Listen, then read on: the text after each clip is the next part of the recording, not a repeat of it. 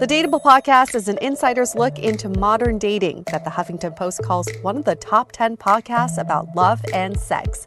On each episode, we'll talk to real daters about everything from sex parties to sex droughts, date fails to diaper fetishes, and first moves to first loves. I'm your host, Yue Xu, former dating coach turned dating sociologist. You'll also hear from my co-host and producer, Julie Krafchick, as we explore this crazy dateable world.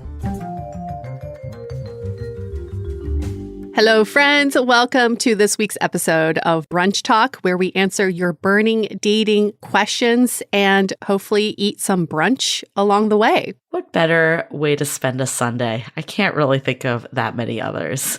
Someone did remind us that Julie is very much tied to brunch, if you didn't know already. If you've been with us since the beginning, you'll know that Julie used to run a company called 500 Brunches, where she'd match people over brunch, and these would be strangers, and it was a great way to meet people IRL. That's actually how we met. Yes, it is. A mutual friend brought me to one of Julie's events, and it was really fun. So when we talk brunch and why this is called Brunch Talk, it has a lot more meaning than just omelets and tater tots. You know, that idea started off as a dating app, right? Like the idea of it started off to meet people. I don't think I know. Yeah, it was to meet in real life because I, like others, were frustrated by dating apps and felt like there weren't enough avenues that would bring people, random people, together in adult life. Like in college, there's so many parties and ways to meet people, but events in adulthood, you go and you talk to zero people. So that was the whole premise. And then when I talked to another friend that I used to work with, he was like, why don't we just make it broader? And also when you lose the dating context, it becomes more organic because, it would have been really freaking weird to be like a singles brunch.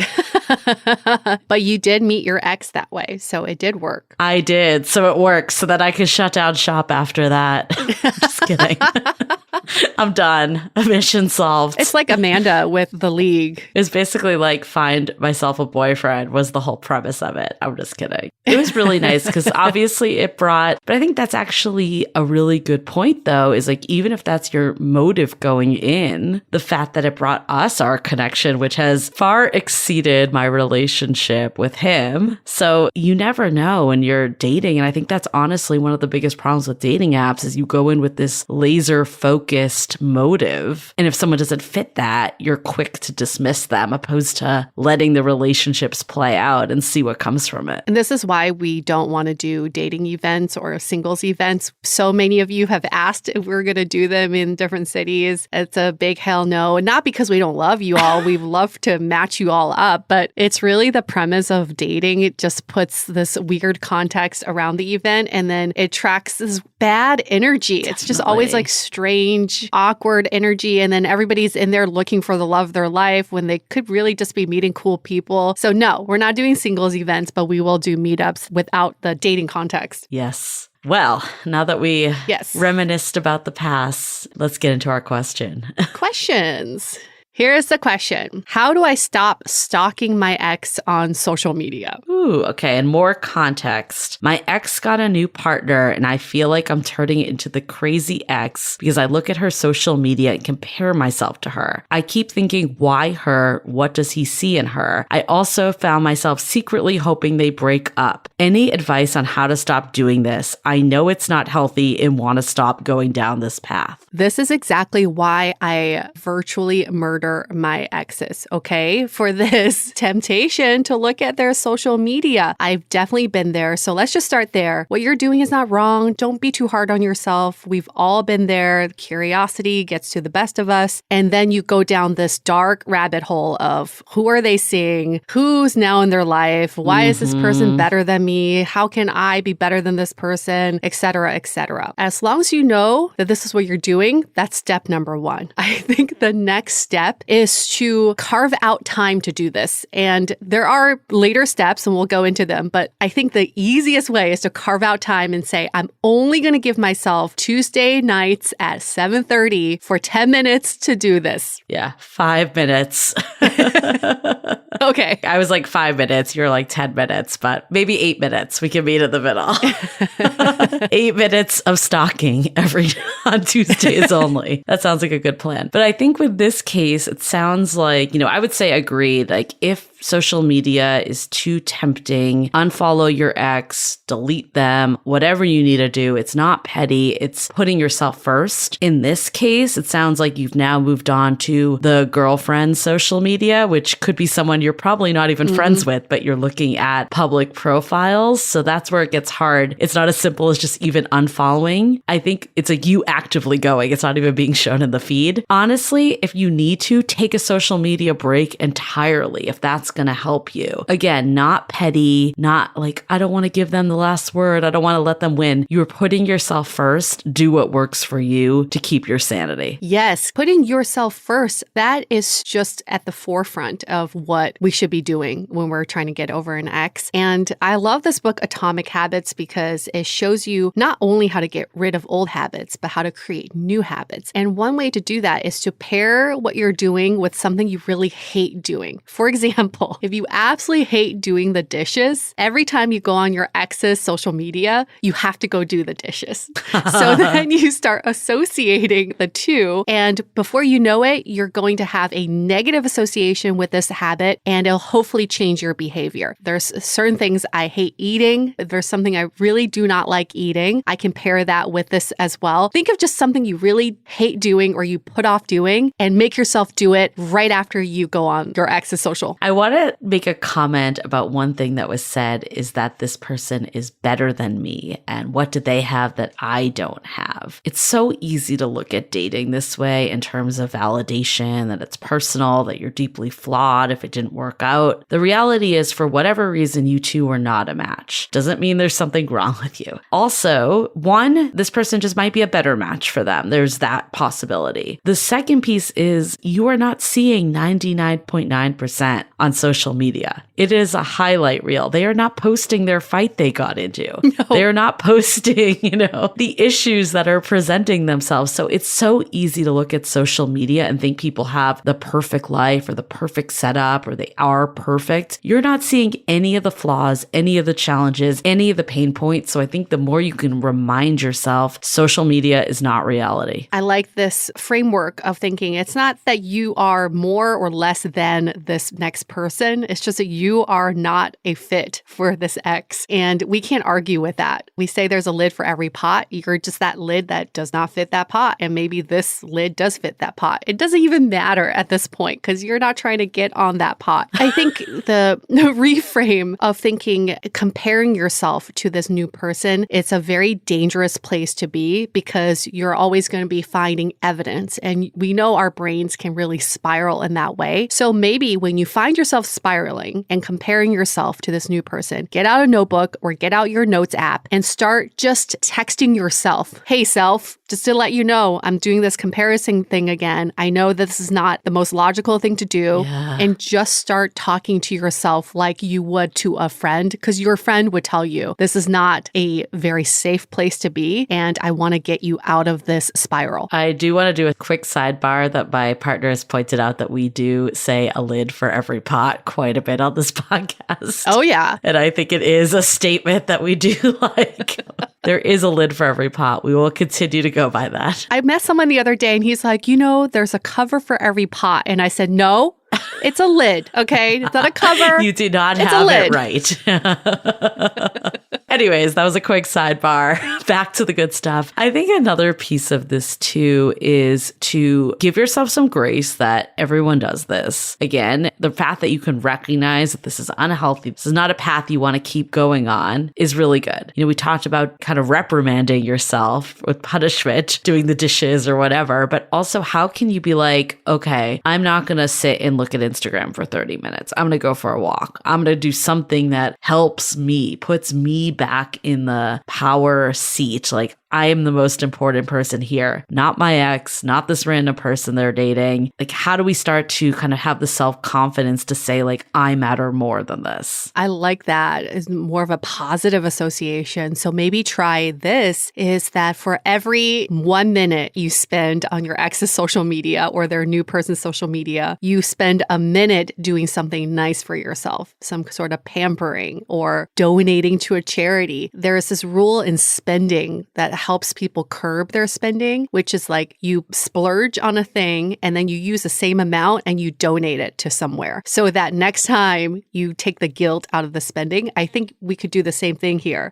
Do that 1-to-1, 1 minute with the ex, and then 1 minute doing something good for yourself. Let's hold that thought for a quick message. This episode is brought to you by Attitude. Want deep, restful sleep without taking melatonin? Trying to stop your night sweats? Or looking to get a little more eco-friendly? You won't get these with any old cotton sheets, but you will with bamboo. Upgrade your stuffy cotton bedding in Attitude's naturally breathable bedding made from their innovative clean bamboo fabric. It feels unlike anything else you've slept on. And no, they won't cost you or the earth, because right now you can get 20% off your first order by visiting attitude.com/dateable. These unbelievable soft, clean bamboo sheets have over 15,000 5-star reviews, and they've been performance tested to be 51% more durable than standard sheets, 17% better at regulating temperature, and 24% more moisture wicking. I've been sleeping on my Attitude sheets, and in addition to them feeling super soft and comfy, I'm really into the temperature regulating function. Now I no longer wake up in the middle of the night with night sweats. They're so sure you'll love sleeping with them that you can try any Attitude bedding risk-free for 30 nights. If you're not completely satisfied, you can return it for a full refund. Don't forget, you can get 20% off your order plus free shipping for a limited time when you visit attitude.com/dateable. That's ETTITUDE.com/DATEABLE. This is Attitude's best offer right now, so don't wait. Order today for free shipping and 20% off your order at attitude.com/dateable.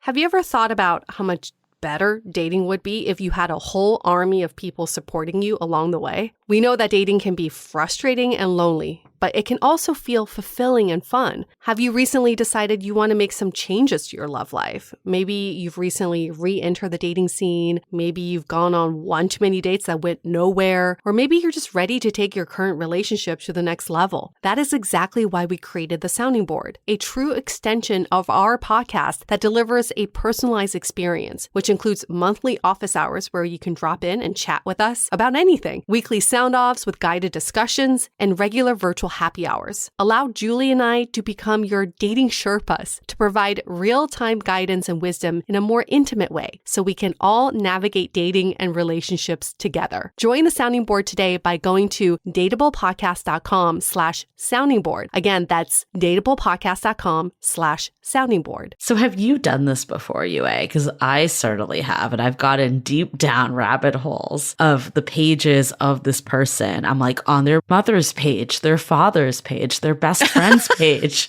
And you have to like rein yourself in and just be like, what am I doing? Like, is this a good use of my time? But the irony is there's been a few of these that I've actually like met in person after the fact, like long after when I was over it. And just their social media persona did not match who they were in real life. So we have to remember that we are just seeing this snapshot. Probably if someone looked at us, they would think that we maybe had it more together than we really do. When I say we, it's like all of the people listening to this that might be on the reverse. So we do need to just like keep some perspective of what social media is. It has been a good litmus test for me to see if my feelings have really gone away for this person.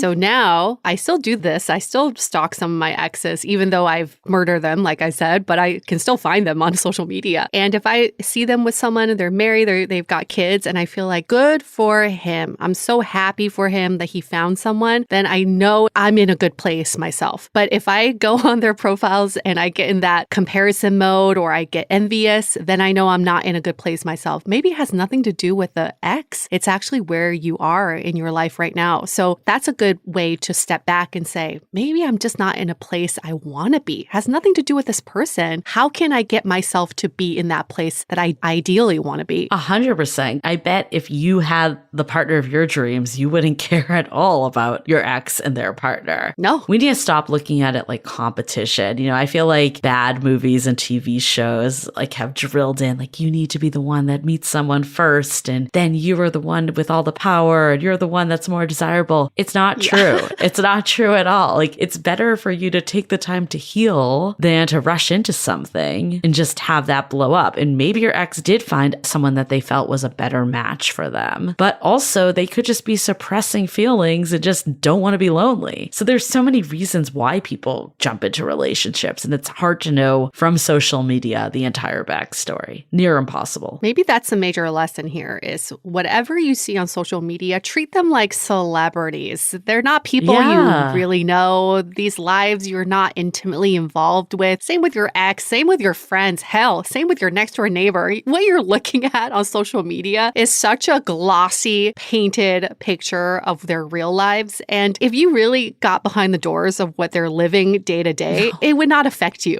in this way. So maybe you can just treat social media, especially when you're going your ex's profiles, like, hey, here's a celebrity I've been following. Let's see what they're up to. And then you can create a little distance. Or think of the thing that irked you the most about your ex and imagine that's what they're dealing with right now. Yes. If we're letting our imaginations run wild of all the positive things, we can also bring in the negative things. That's why I think this is kind of unrelated to stalking, but like anytime you break up, keeping a list of what wasn't the right match for you is just as important, because we tend to have rose-colored glasses and only remember the high points. So if social media is just enforcing those high points, we need to also remember what low points they might be in. Maybe they were super moody and, shut down when you were having conversations. Remember that. Imagine she's going through that right now. Oh, that poor woman. Poor woman. She has to go through so much. Just don't reach out to her. I actually thought about that at some point. Oh my God. God. I just want to reach out to her and warn her what she's getting herself into. It doesn't really matter. But I also think about you being on the other end of this scenario. You being the new girl in the picture or the new person in the picture and having the ex stalk you. What would you want to say to the ex at this point, right? If you being the new person. I think like if I'm the new person, I've actually had my ex's current people accidentally like my posts. Yeah. And I just thought I had like a moment of fantasizing of saying, if I saw her, what would I say to her? And I'd probably say something like, I'm sorry, it didn't work out with you guys. I do think we're a better match, but I don't think I'm better than you. Yeah. I thank you for releasing him to me. Right. I mean, she's like remarried, right? So it's like she found someone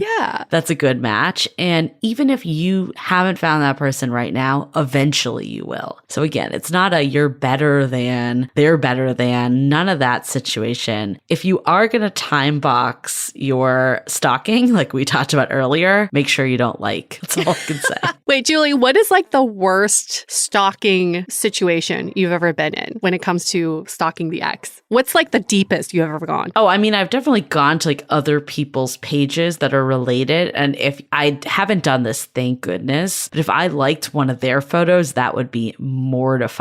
But every time I'm like on even their page, I'm like, do not like, because that is terrifying. Like they just get this random person that they maybe don't even know who you are at this point. That would be so embarrassing, I think. And then they look up and they see there's a connection or they ask their current partner. That would be so mortifying. I mean, I've definitely like deep liked people's photos, not necessarily an ex's new partner, but like a person that I had like a situationship, friends with benefits. And that was pretty embarrassing because it was clear I was going way back and stalking them. So if you're going to do the stalking, take some precautions. That's all I can say. Don't multitask and stalk. What is your stance on deleting your old photos with exes on social media once you're in a new relationship? I've thought about this before. I'm mixed on it. I think if it's going to bother you, then by all means, delete them. I think at the end of the day, you are the most important person here. What whatever is going to help you in your like recovery and moving forward, that's what you got to do.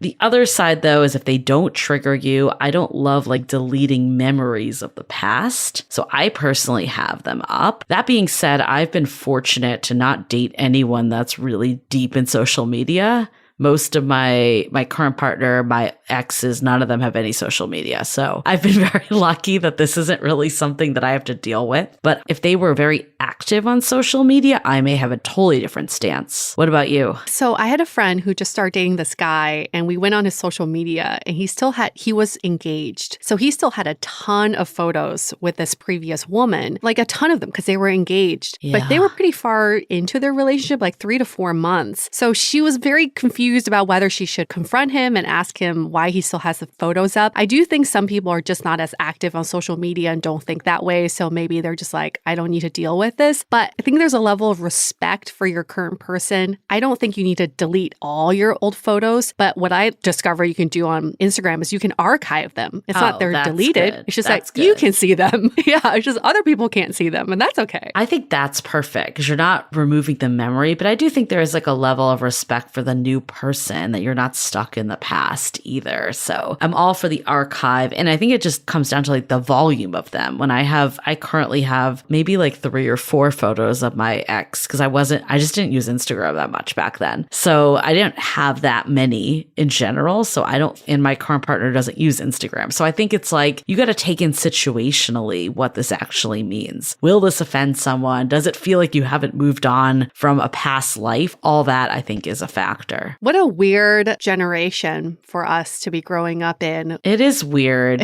Everything is chronicled online. Like back in the day, you broke up, you never saw them again. Maybe you ran into them somewhere. Here, you can find someone in a second, regardless. Like you can find them on their digital footprint. It's easy to know what they're doing at all times, especially if there's someone that is active on social media, but not a real picture. It's definitely not a real picture. The people we date today, we make judgments about them before we even indulge in a relationship with them because they have this online footprint that we can always reference. Oh, totally. But back in the day, like you could have killed someone and nobody would have known. No. And you're still back out there dating, you know? So Yue and I, we've alluded to this. We are doing a secret project right now and we're talking to a lot of daters. And it's mind-blowing to me how many of them keep in touch through Instagram. Even if they went on one date, they're now following each other on Instagram. And I feel like there's, in one way, it's nice that you're like, having a friendly vibe. But then the other, it's just setting yourself up if you do get feelings for someone to be in this pit hole that we're talking about now of just seeing what's happening in their life after you're out of their life. I realize there are like 3 layers of friendship or relationships. There's like the real life IRL, the people who you actually see in person. There's the people in the metaverse, so playing games with people you never met, they're just an avatar. And then there's this purgatory stage of people you had relationships with in the past, were friendships, and then you dump them into this virtual graveyard where you still like kind of like each other's shit, but you're not seeing each other anymore. Yeah.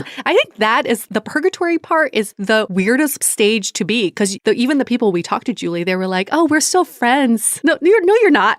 I mean, this isn't like helping my personal Instagram, but that will not be the one I publicly put anyways. But I got rid of people that I do not have like an in-person connection with, which is dropping your follower count. So I guess it just depends what you're going for, right? But it is definitely a weird world that we're in today that it's so easy to get sucked into what your ex or this past person you were dating is doing and who they are doing it with. And it's easy to make these assumptions. It's easy to feel bad. So remember that, this is a trap. Social media is a trap. Yeah. It's set up this way. So again, no shame in the stalking, but how do you curb it in a way knowing what you know? And know that we're here to support you. If you need to send us a DM and say, I'm going down the X rabbit hole, we will try to stop you in your tracks so we can support you in that. If we can support you in answering other Brunch Talk questions, please send those our way. You can email hello@dateablepodcast.com or DM us at dateablepodcast on Instagram. And on Instagram,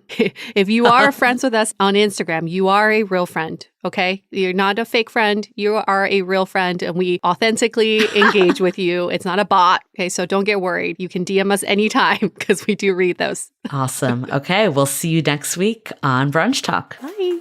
The Dateable Podcast is part of the Frolic Podcast Network. Find more podcasts you'll love at frolic.media/podcasts. Want to continue the conversation? First, follow us on Instagram, Facebook, and Twitter with the handle @DateablePodcast. Tag us in any post with the hashtag StayDateable, and trust us, we look at all of those posts.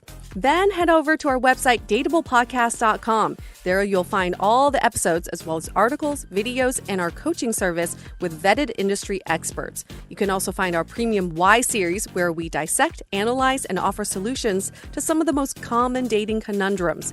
We're also downloadable for free on Spotify, Apple Podcasts, Google Play, Overcast, Stitcher Radio, and other podcast platforms. Your feedback is valuable to us, so don't forget to leave us a review. And most importantly, remember to stay dateable.